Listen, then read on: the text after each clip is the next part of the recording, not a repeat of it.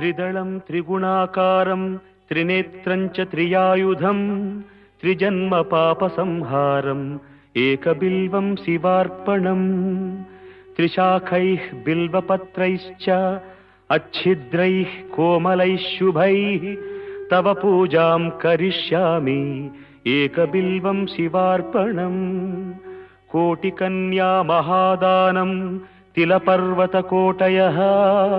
काञ्चनं शीलदानेन एकबिल्वं शिवार्पणम्